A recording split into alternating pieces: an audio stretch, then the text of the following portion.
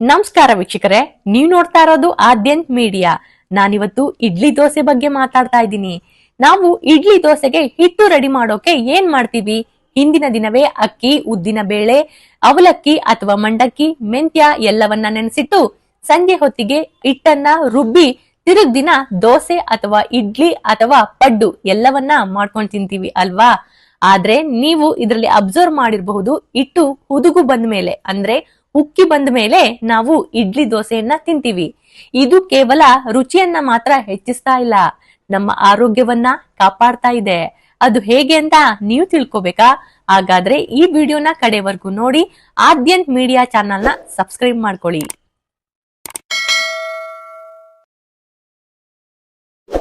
ಇಡ್ಲಿ ಮತ್ತು ದೋಸೆಯಂತಹ ಆಹಾರಗಳನ್ನ ನಾವು ಹುದುಗಿದ ಆಹಾರಗಳು ಅಂತ ಕರಿತೀವಿ.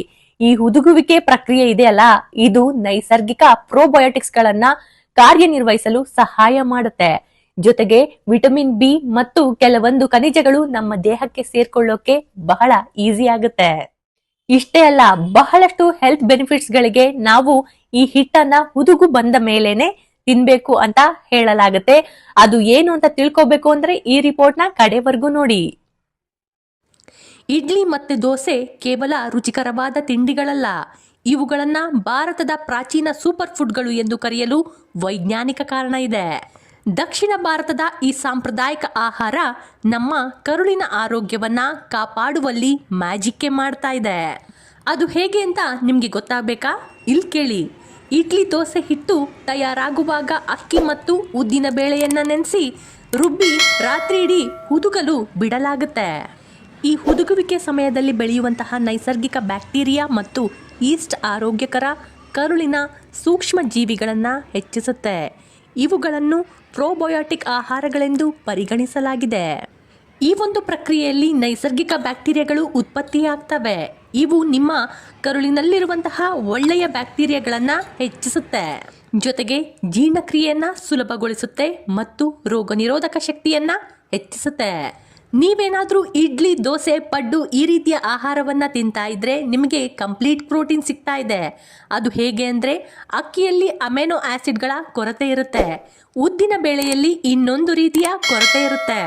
ಆದ್ರೆ ಇವೆರಡನ್ನು ಒಟ್ಟಿಗೆ ಸೇರಿಸಿದಾಗ ಅದು ಕಂಪ್ಲೀಟ್ ಪ್ರೋಟೀನ್ ಆಗಿ ಬದಲಾಗುತ್ತೆ. ಉದುಗುವಿಕೆ ಪ್ರಕ್ರಿಯೆಯಿಂದ ಆಹಾರದಲ್ಲಿರುವ ಸಂಕೀರ್ಣ ಕಾರ್ಬೋಹೈಡ್ರೇಟ್ಸ್ಗಳು ಮತ್ತು ಪ್ರೋಟೀನ್ಗಳನ್ನ ವಿಭಜನೆಯಾಗುತ್ತೆ.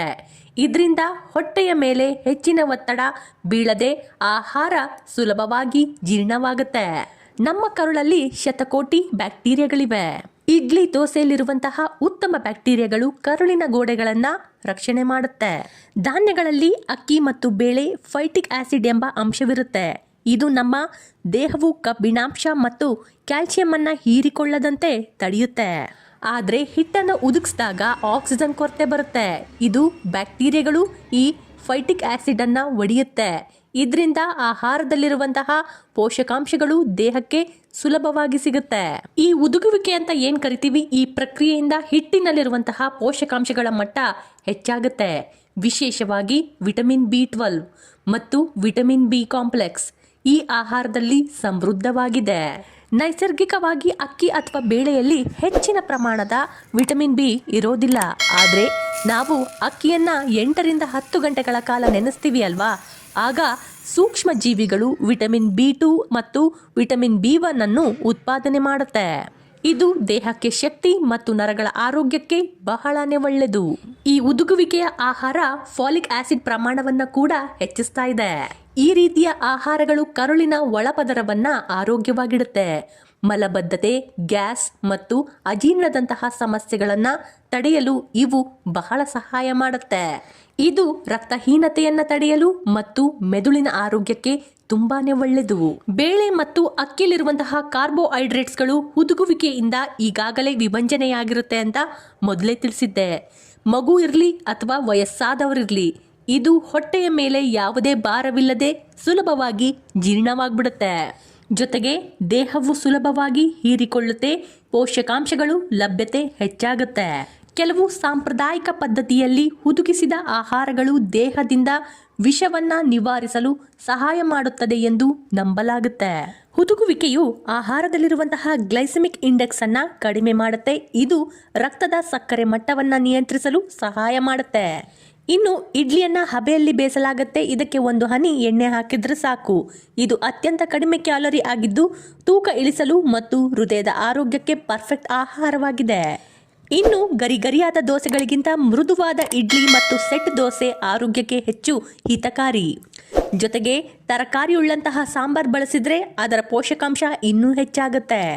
ನಮ್ಮ ಹಿರಿಯರು ನೀಡಿದಂತಹ ಈ ಸೂಪರ್ ಫುಡ್ ಇಂದಿನ ಜಂಕ್ ಫುಡ್ಗಳಿಗಿಂತ 1000 ಪಟ್ಟು ಉತ್ತಮವಾಗಿದೆ. ಸುಮಾರು 70ರಷ್ಟು ರೋಗ ನಿರೋಧಕ ಶಕ್ತಿಯು ಕರುಳಿನಲ್ಲಿ ನೆಲೆಸಿರುತ್ತೆ. ಹುದುಗಿಸಿದಂತಹ ಆಹಾರಗಳು ಕರುಳಿನ ಪದರವನ್ನು ಬಲಪಡಿಸಿ ರೋಗಕಾರಕಗಳ ವಿರುದ್ಧ ಹೋರಾಡಲು ಸಹಾಯ ಮಾಡುತ್ತೆ. ಕರುಳಿನ ಆರೋಗ್ಯ ಮತ್ತು ಮೆದುಳಿನ ನಡುವೆ ನೇರ ಸಂಬಂಧ ಇದೆ. ಹಾಗಾಗಿ ಈ ಹುದುಗಿಸಿದಂತಹ ಆಹಾರಗಳು ಒತ್ತಡ ಮತ್ತು ಆತಂಕವನ್ನು ಕಡಿಮೆ ಮಾಡಲು ಸಹಾಯ ಮಾಡುತ್ತೆ ಎಂದು ಸಂಶೋಧನೆಗಳಲ್ಲಿ ತಿಳಿದಿದೆ. ಸಾಮಾನ್ಯವಾಗಿ ಇಡ್ಲಿ, ದೋಸೆ, ಪಡ್ಡಿನಂತಹ ಹುದುಗಿಸಿದ ಆಹಾರಗಳಿಗೆ ಸ್ವಲ್ಪ ಮೆಂತ್ಯವನ್ನು ಸೇರಿಸಲಾಗುತ್ತೆ.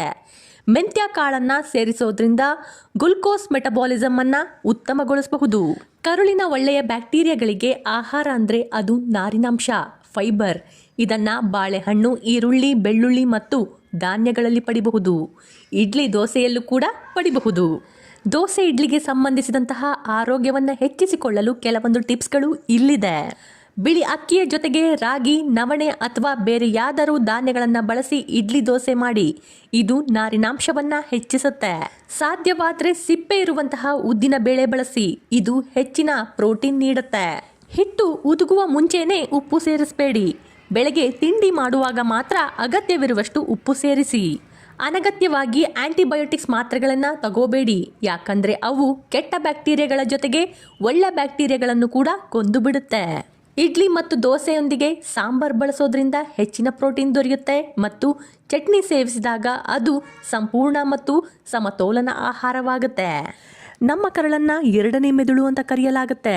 ಇಡ್ಲಿಯಂತಹ ಆಹಾರಗಳು ಕರುಳಿನ ಆರೋಗ್ಯವನ್ನು ಸಮತೋಲನದಲ್ಲಿಟ್ಟು ಸಂತೋಷದ ಹಾರ್ಮೋನನ್ನು ಉತ್ಪತ್ತಿ ಮಾಡಿ ಮತ್ತು ಮಾನಸಿಕ ನೆಮ್ಮದಿಗೆ ಸಹಕಾರಿಯಾಗಿದೆ. ಇಡ್ಲಿ, ದೋಸೆ ಕೇವಲ ಬಾಯಿ ರುಚಿಗೆ ತಿಂಡಿಗಳಲ್ಲ.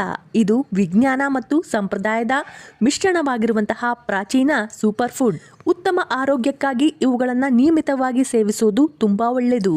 ನೀವು ಇಡ್ಲಿ, ದೋಸೆ ತಿಂದಾಗ ನೀವು ಕೇವಲ ನಿಮ್ಮ ಹಸಿವನ್ನು ಮಾತ್ರ ನೀಗಿಸ್ಕೊಳ್ತಾ ಇಲ್ಲ, ಬದಲಾಗಿ ನಿಮ್ಮ ಕರುಳಿನಲ್ಲಿರುವಂತಹ ಕೋಟ್ಯಾಂತರ ಒಳ್ಳೆಯ ಬ್ಯಾಕ್ಟೀರಿಯಾಗಳನ್ನು ಸಂತೋಷಪಡಿಸ್ತಾ ಇದ್ದೀರಾ.